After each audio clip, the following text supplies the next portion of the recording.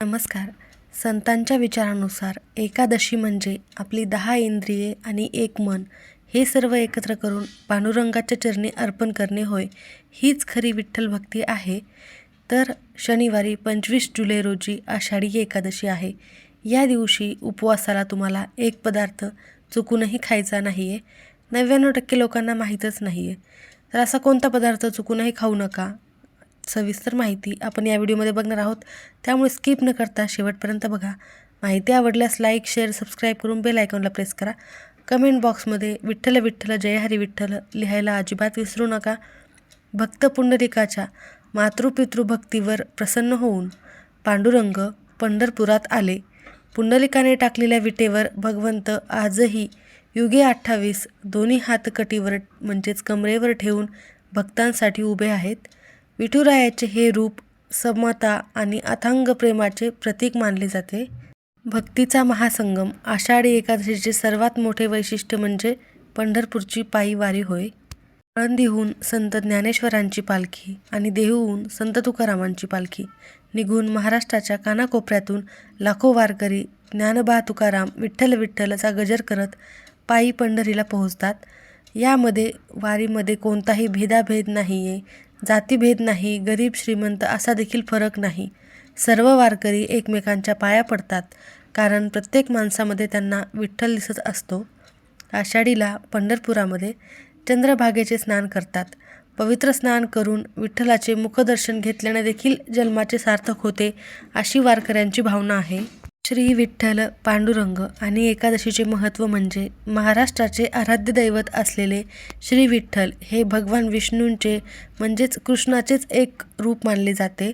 विठ्ठल आणि एकादशीचे नाते हे अत्यंत अतूट आहे आणि त्यामधीलच सर्वात महत्त्वाची एक तिथी म्हणजे आषाढी एकादशी, ज्याला देवशयनी एकादशी असे देखील म्हणतात आणि यालाच महाएकादशी असे देखील म्हणतात. ही वारकरी संप्रदाय आणि संपूर्ण महाराष्ट्रासाठीच भक्तीचा सर्वात मोठा उत्सव आहे.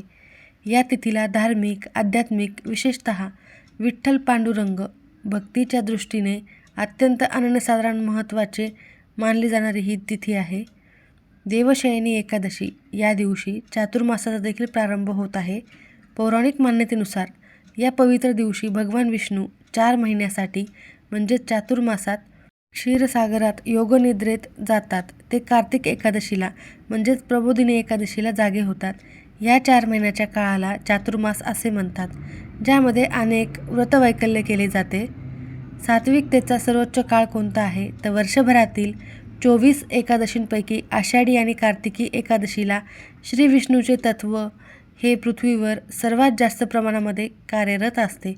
या दिवशी वातावरणात सात्विकता अधिक असल्याने नामस्मरण साधना केल्यास त्याचा सर्वाधिक लाभ होत असतो. या दिवशी मनापासून उपवास करून पूजा आणि विष्णूंची आराधना केल्याने माणसाच्या मनातील नकारात्मक विचार नष्ट होऊन आत्मिक शुद्धी होत असते, अशी देखील भक्तांची गाढ श्रद्धा आहे. त्यामुळे या दिवशी मनोभावे व्रत करायचेच आहे, परंतु आपण काही चुका कळत नकळत करत असतो. त्यापैकी उपवास जरी असला तरी आपण काही पदार्थ खातो आणि त्यामुळे हे व्रत आपल्याला पावन होत नसते. तर असे कोणते पदार्थ आहे जे उपवासाला देखील तुम्हाला खायचे नाही आहेत, हे आता आपण या व्हिडिओमध्ये पुढे बघूयात. महत्त्वाच्या विषयाकडे वळण्याआधी एक अत्यंत सोपा नियम मी तुम्हाला यामध्ये सांगणार आहे. या दिवशी तुळशीची पाने तोडू नका. एकादशीला तुळशीची पाने तोडल्याने अशुभ परिणाम पाहायला मिळतात, कारण या दिवशी साक्षात तुळशी माता भगवान विष्णूसाठी एकादशी हे व्रत करत असते. जर तुम्हाला तुळशीपत्र हवे असेल, कारण आषाढी एकादशीला तुळशीपत्राला अनन्यसाधारण महत्त्व आहे, जर तुम्हाला हवे असेल तर तुम्ही आदल्या दिवशी तोडून ठेवू शकता, किंवा मग ज्या ठिकाणी पूजा साहित्य, ज्या ठिकाणी फुले मिळतात तिथे तुम्हाला तुळशीपत्र मिळून जाईल, तिथून आणावे. त्यानंतरचं आहे एकादशीच्या दिवशी दुपारी झोपणे टाळावे. आणि तिसरं आहे या दिवशी घरामध्ये ओम नमो भगवते वासुदेवाय नमः या मंत्राचा जप करत राहावा. विष्णू सहस्रनामाचे पठण करावे किंवा व्यंकटेश स्तोत्राचे पठण केले तरी चालेल, किंवा काहीच नाही केले श्री हरी जय हरी विठ्ठल विठ्ठल जय हरी असा मंत्र जप जरी केला तरीही चालेल. तर चला मुख्य विषयाकडे वळूयात, ज्याची तुम्ही आतुरतेने वाट पाहत आहात. उपवासाला तुम्ही काही फळे देखील खात असतात, त्यामधील एक फळ देखील तुम्हाला या दिवशी चुकूनही खायचे नाही. उपवास म्हणजे काय तर आत्मशुद्धी असे शास्त्रात सांगितले जाते. उपवासाच्या दिवशी खाण्यापिण्याची बंधने पाळणे, एक दिवस पोटाला विश्रांती देणे असा देखील त्यामागचा उद्देश असतो. आता उपवास म्हटल्यावर रोजच्यापेक्षा आहारात थोडे बदल केले जातात. उपवास म्हणजे केवळ अन्न सोडणे नव्हे, तर उप म्हणजे जवळ आणि वास म्हणजे राहणे, म्हणजेच ईश्वराच्या जवळ राहणे. यामुळे मनावर आणि जिभेवर ताबा मिळवता येतो. उपवासामुळे शरीरात सत्वगुणाची वाढ होते, ज्यामुळे मानसिक ताण कमी होतो आणि मन शांत होते आणि एकाग्र होत असते आणि आपण देवाची मनोभावे सेवा करू शकतो, मग्न होऊ शकतो मंत्रोच्चारात, सेवा साधनेमध्ये. यासाठी उपवास करणे गरजेचे असते. अन्नाचा त्याग करून विठ्ठलाचे भजन, कीर्तन किंवा ओम नमो भगवते वासुदेवाय नमः किंवा विठ्ठल विठ्ठल विठ्ठला किंवा जय हरी विठ्ठल या मंत्रांचे जप केल्याने घरामध्ये आणि शरीरात एक सकारात्मक ऊर्जा निर्माण होत असते. त्यामुळेच उपवास करणे गरजेचे आहे. आता उपवासाला काही पदार्थ खायचे नाही आहेत ते बघूयात. तर ज्यांना कोणाला उपवास नाही आहे त्यांनी या दिवशी चुकूनही तांदूळ खायचे नाही आहेत आणि ज्यांना उपवास आहे ते तर तांदूळ खातच नसतात. तर ज्यांना उपवास नाही आहे त्यांनी देखील खाऊ नये. त्यासोबतच कांदा लसूण, उपवासाच्या दिवशी अन्नात कांदा आणि लसूण तामसिक पदार्थाचा वापर पूर्णपणे वर्ज्य आहे. ज्यांना उपवास नाही आहे त्यांच्यासाठी हे आहे, त्यांनी या दिवशी कांदा लसूण देखील खाऊ नये. आता आपण बघूयात ज्यांना उपवास आहे, जे मनोभावे श्रद्धेने उपवास करणार आहेत. या पवित्र दिवशी उपवास करताना काही विशिष्ट गोष्टी खाणे त्यांनी टाळायचे आहेत, जेणेकरून व्रताचे पूर्ण फळ तुम्हाला पूर्णपणे मिळणार आहे. तर व्हिडिओमध्ये दिलेल्या माहितीनुसार आषाढी एकादशी दिवशी उपवासाला हे पदार्थ पूर्णपणे वर्ज्य करायचे आहेत. ते म्हणजे सर्वात पहिले पांढरे मीठ, ज्याला साधे मीठ आपण म्हणतो. उपवासाच्या पदार्थामध्ये साधे पांढरे मीठ वापरू नये. त्याऐवजी शेंदे लोण याचा वापर करावा, संदैव मिठाचा.